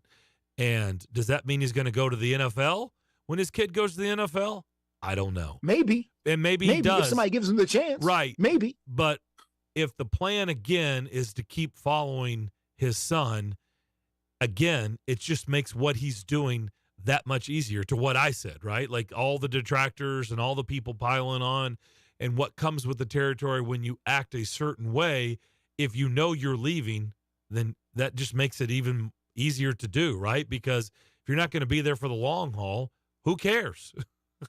Well, not only that, Darren, not only that, Darren, but in all honesty, man, well, he doesn't care what anybody thinks about what he does. Since when is he ever cared about what everybody thinks about whatever he's doing? This has been about money for him and about making money. He makes himself a lot of money off of being a media personality, along with the addition of being one of the greatest football players we've ever seen. And I'm saying that because I don't want it to seem like Deion is all flash. No, he was not. Deion Sanders was one of the most transformative players we have ever seen in the history of football. And he's got in the history of sports, really. And he's got a personality that goes along with that. So he is not going to change that or tone that back one iota. I'm just saying, if you're Deion Sanders, if you're that guy, you played in the World Series, in the Super Bowl, you played in the NFL and the MLB on the same day, you were taking helicopters to games, you've been in music videos with MC Hammer, you've done all kinds of things. And why would you stay in Boulder, Colorado after your son leave? For what? What you doing? What's happening there in Boulder, Colorado? What are you doing? Not to say Boulder isn't a great place, but if you're him, why are you there? It doesn't make sense to me. Well, they have buffaloes there. I've heard that. Yeah. I've heard they're fond of them. Let me just say this in all seriousness. He does care, by the way. I know he doesn't. He portrays that he doesn't, but he does. He does. Then why wouldn't he change his behavior? Let me tell you something. If he cares that much. I will go, well, he's not going to change. I'm saying, but he does care. Like coaches that say, I don't pay attention to that. I don't know I don't read that stuff. I don't listen to you guys. They do. He cares because I'll go all the way back to his playing days. If he didn't care, he wouldn't have dumped that Gatorade bucket on Tim McCarver. Okay, if he don't care, he cares. He listens, and that, I know he's got the whole receipts and all that stuff. He says all, but I'm just telling you, he does care. He's not going to change, but he does care because I bet you there's all kinds of stuff that he sees that he absolutely that grinds his gears, but also he probably makes that, serve as motivation as well. But he does care. You don't act and say the things that he does if he doesn't care. People that truly don't care don't take action or recourse to stuff that's being said. He does, which means he does care. But it doesn't mean he's going to change. Okay. He's not going to change. I'll pause and think about that. But okay. All right then. But he's not going to change, know that much. He's been the same guy, as you mentioned, since his entire public life. He's been the same guy. So why he would change now, I have no idea. Plus he makes, the sunglasses money alone has secured him enough money to not change. It's amazing. It's just one of those things. It's amazing. This has been very lucrative for him. Very lucrative. I mean, it's worked. I mean, good for him. Again, it has worked. I mean, it's been a good thing. Look, we haven't talked this much Colorado football. And by the way, to Tony's, I was watching. That's the thing. If he wasn't, I wouldn't watch. Stanford, Colorado? No, wouldn't have watched. But I did. I checked in a little bit. I didn't watch it all the way to the end. I was shocked the next day when I woke up and realized they lost in double overtime. But I did watch for a while, and it's like that. But that's the effect he's having, right? We're watching their games. It's pretty amazing. We'll step away. We'll take a break. By the way, still wide open the rest of the hour if you want to get involved. 615-844-5600. I'll ask Justin what some things that I threw out early on in the show and get your thoughts. What would you do? We'll do that on the other side as you listen to the McFarland Show. Dane Custom Drafting is reminding Americans to show support to the brave men and women who serve our U.S. military. Their tireless efforts should never go unnoticed. This message is brought to you by Dane Custom Drafting. They specialize in custom-designed, professionally drawn plans for homeowners in Nashville, Davidson, and the surrounding counties. For luxury home plans, modern home designs, floor plans for multiple-story homes, lake houses, cottages, bungalows, and more. Call 615-856-0377, 615-856-0377, or visit DaneContractDrafting.com. That's Dane Custom Drafting. They're professionals who care. In Tennessee, 967,430 people struggle with hunger, and 295,570 of them are children.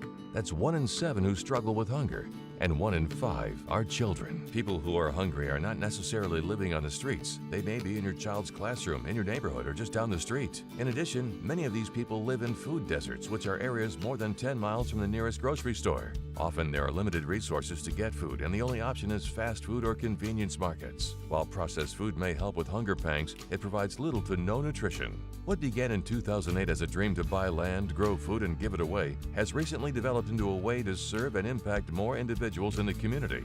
God has blessed our mission to be a healthy food source to those in need so much, By Faith Farm had to create a nonprofit to continue meeting the need in the community on a larger scale. Visit ByFaithFarm.com to get involved. That's ByFaithFarm.com. Have you ever met a single person in your life that enjoys paying taxes? No, no one does. If you can't sleep at night because you have a huge problem with the IRS, I've got some free advice for you. This service is strictly limited to individuals that owe the IRS $10,000 or more in back taxes. And if you qualify, we can guarantee that you won't be writing a big fat check to the IRS, or our services cost you nothing. The first 100 people that call today will get a free tax consultation worth $500. Stop worrying about your IRS problem. We can help you, we promise. Call the tax doctor right now. I mean right now, to learn more. 800-649-0142. 800-649-0142. 800-649-0142. That's 800-649-0142. This is something I wish I'd known. Many people who live in Tennessee are eligible for help paying for healthy food for pregnant and new moms, their babies, and young children, but don't realize it. Family income can be higher than you think. There's a website called TennesseeMeals.com for more information. Assistance for healthy food for expectant moms and young children. This information I need to share. TennesseeMeals.com. Brought to you by the Tennessee Justice Center, the Tennessee Association of Broadcasters, and... It's the McFarland Show with Darren McFarland and Fox 17's Justin McFarland. I wanted to say I love the show. Tune in regularly. Really enjoy the show. Enjoy the morning show. Enjoy College Guy. Yeah. He said the college guy, The college and we immediately were like, oh, yeah. We love Bill. Also, I think I need to owe Greg Pogue an apology from this morning. I said screw you to him about hating on my Cubbies, and I put an LOL joking in there. The McFarland Show with Darren and Justin on Nashville Sports Radio WNSR.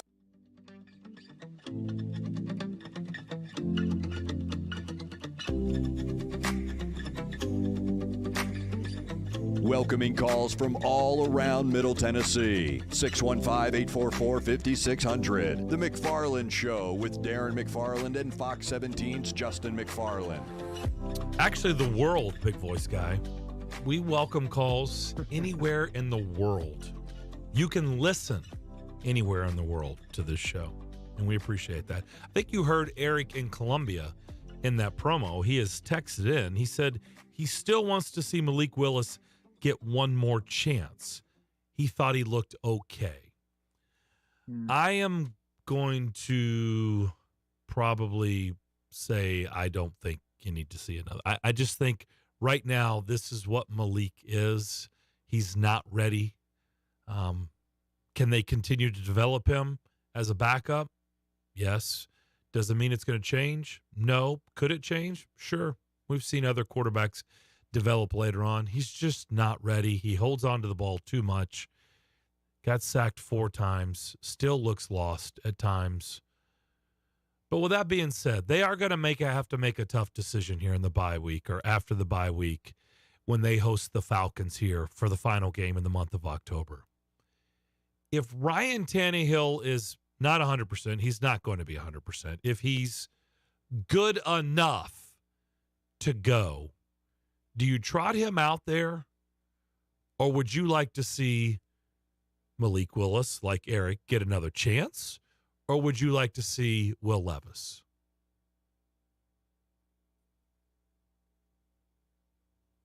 Myself, I'm ready to see Will Levis. I understand that there is a need here to try and see what Malik Willis is, but at this particular juncture, I'm of the opinion that Malik Willis can be a serviceable NFL quarterback. Do not believe that can happen here or there in Nashville. I believe he needs another entirely different system that plays more to the strengths of what he does. And so that is my belief, that Malik Willis needs to be done as a Titans quarterback. I don't think he needs to be done as an NFL quarterback. I think he can go somewhere else in another system and perhaps do very, very well. It just is not going to happen here for what this football team and what this organization is. So for that reason, plus you need to figure out whether or not Will Levis is going to be a guy that can be a full-time franchise guy here, and you need to give him the 20 to 25 starts, 30 starts it takes to make that determination. And, that clock needs to start going now, sooner than later, if this is going to be your guy. So for that reason, I'm willing and ready to see whatever it is that Will Levis brings to the table, and quite frankly, whether he's ready or not. I don't know if he's such a great talent that he needs to be held and brought along. And, I mean, we're seeing other quarterbacks across the league go out there and play. If he's good enough, he should be able to go out there and play. This is not 1994. This isn't, unfortunately, the days of Steve McNair and all that, where you can bring a quarterback along for 4 years. We can't do that anymore. It's a win now league, unfortunately. So I'm ready to go and see what Will Levis has for the table, because it's clear Malik Willis, for whatever he is not going to be successful for this particular football team. We've already fielded calls and text saying kind of what you said at the beginning. What difference does it make? Whoever they trot out there behind that offensive line, it's not going to look any different. Do you agree? I think it can look very different, actually, depending on who you put back there. If you put somebody back there who can move around a little bit more. I mean, listen, we saw Lamar Jackson yesterday. We saw the quarterback there for the Eagles, Jalen Hurts. I counted at least 3 plays during the Eagles game that I know for a fact would have been a sack under Ryan Tannehill. There's no question about it. At least 3 plays that Jalen Hurts was able to move away from and able to continue on down the field. You need a guy who can make plays from the pocket, a playmaker. The Titans don't have a playmaker at quarterback. Ryan Tannehill is a good player. He's not a playmaker, though. He's not a guy that's going to make a way out of no way kind of guy who can get back there and just make it happen for you. He's a guy that can do well if everything around him is working fine. They need somebody who can do the extra. So yeah, do I think it can look different? Do I think take the same offensive line? Is Jalen Hurts look different? Yes, he does. Does Lamar Jackson look different? Yes, they do. I don't believe for a heartbeat that you just need the offensive line is the sole issue. Also, here's the other thing, Darren, and this is my overall view with the team. They need to sell out one way or the other. This whole waffling back and forth thing that they're doing with running Derrick Henry for 12 times for 100 yards or whatever they're doing, stop that. What is happening with this football team? Make a decision. Listen, and I'll say this. The Seattle game from 2 years ago, if anybody remembers that game, that team was down 30-16 in the fourth quarter and still running the ball in heavy doses in the fourth quarter of that game. They won. And they won that game. Mm-hmm. They have completely, totally abandoned who they are as an identity of their offensive football team. And to me, that is a recipe for disaster because they're still trying to find it. They stopped running the football. They stopped doing it with consistency. And that's causing, to me, the biggest issue that we're seeing with them right now is they've lost who they are. Let's go to Doug. Doug, what's up? I'm going to be real quick. You can put Drew Brees, Peyton Manning, Joe Montana. You can put any quarterback you want back there. The total concept of this team is not built for a non-top tier quarterback to make it. You can't run the ball. You can't throw the ball. And you only have one man that's capable to catch the ball. Let's not even talk about the defensive side, where they're throwing all over us. Ray Charles can see there's not one thing that you can look at and say top tier or Pro Bowl material. We're just low level right now. And they're covering their butts because of the choices that are on the field and what they have to work with. It's sad to watch, but seen it before. Look at the Lions. They're back. Look how many years it took. This is where the Titans are. Oh, gosh. I hope they're not on the same path as the Lions. We got to wait 40 years? Look at the draft choices. You guys talked about it. Yeah. No Look doubt. at the draft choices. Mm-hmm. I'll hang up and listen. Thank you, Doug. Yeah, that has come to roost, and I've been very consistent with that message. We'll take our final break, come back, wrap up Tuesday's edition of the McFarland Show. We'll do that next.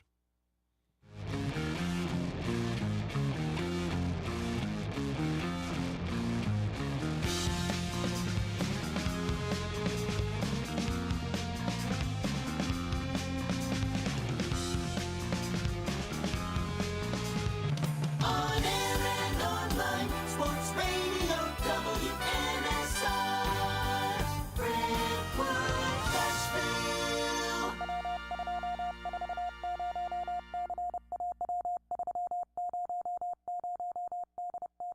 If you want to talk about his tenure so far, because to Frank Reich's credit, from what a lot of people have said, including Okay. I don't know what just happened, but, it kind of goes with the theme of today. We'll see if we can get Justin back in here. Back here on the McFarland Show, we'll just ride it out to the top. I will say this. I've been very, very consistent with the void of talent on this roster. And it seems, and I brought this up with Steve Lehman, and Justin, you weren't on the show yet. It seems pretty clear with Big Jeff's comments, who wants to be here. There's a lot of frustration in the room, and I understand it, especially when you're not winning. There's frustration with Mike Vrabel. The stuff he's saying is typically not what he says, and he's frustrated because it is my belief that Mike Vrabel looks around and realizes he can't fix this because there's just not enough talent there to fix it. And it's a helpless feeling as a coach to know you're not going to be able to dig out of this. You can try some tricks of the trade. It'll work sometimes. It won't work enough. And you are what you are. And they're just this roster is void of talent. Now, the other thing that you said about they need to figure out the running thing. The problem, Justin, they didn't have the ball much on Sunday. They were 1 of 9 on third downs. You're never going to win in the league 1 of 9. They didn't have very many snaps. The time of possession was all in Baltimore's favor. Like, how do you divvy things out if you don't have the ball much? They didn't have the ball much on Sunday in London. Well, they had the ball enough to score 16 points, which means they had the ball to get close enough to put more points on the board than what they did.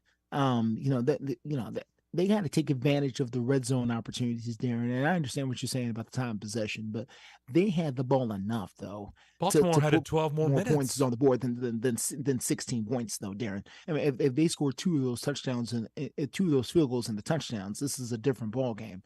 It's not about the possessions as much as it is about what they're doing with them and the lack of focus and just being all over the place offensively like they are. I've never seen them this discombobulated under Mike Vrabel. This looks like the previous coach. You know what it looks like? It looks like the exotic Smash Mouth days when they were trying things, but not really sure what they were, and they were just trying some of this and trying some of that. That's what they look like offensively.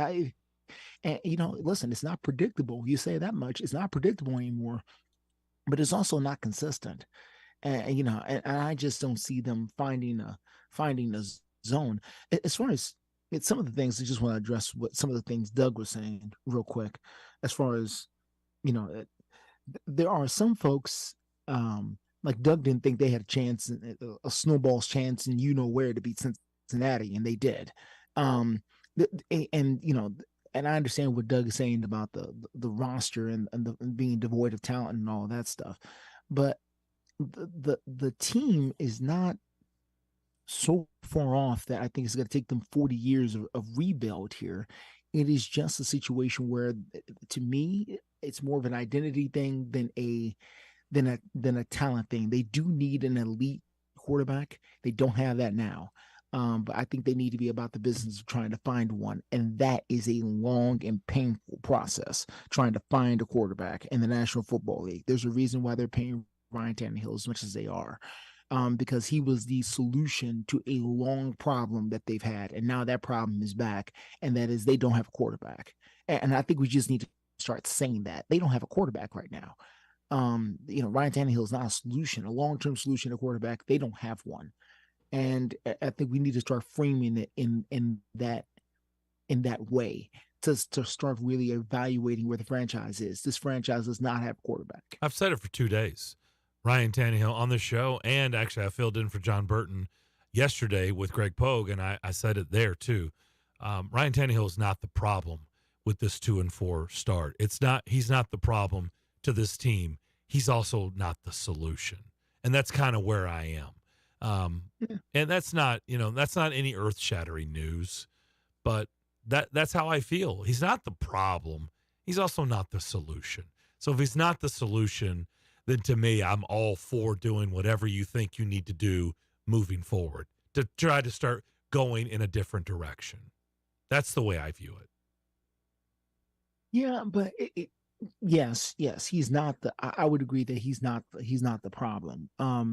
But the trick is being willing to take the journey to find the solution, and that's the hard part. The hard part is I'm not sure that Mike Vrabel, at least not right now, is ready to let go of what this season could be and start focusing in on next season and the season after that to fully embrace the future. And that's what it's going to take right now. And it's going to be painful because it's going to mean saying goodbye to a lot of great players for this franchise. But I'm not sure if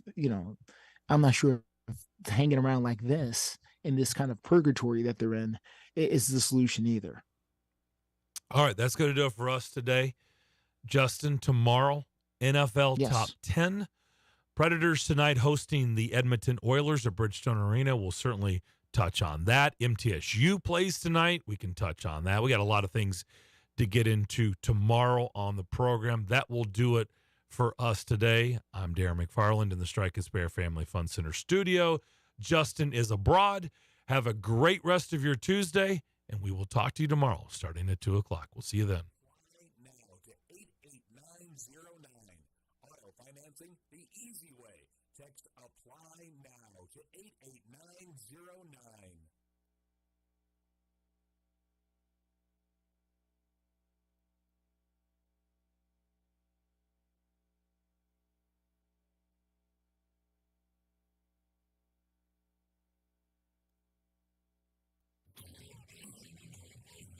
He's live. He's nationwide on CBS Sports Radio. This is the Zach Gelb Show.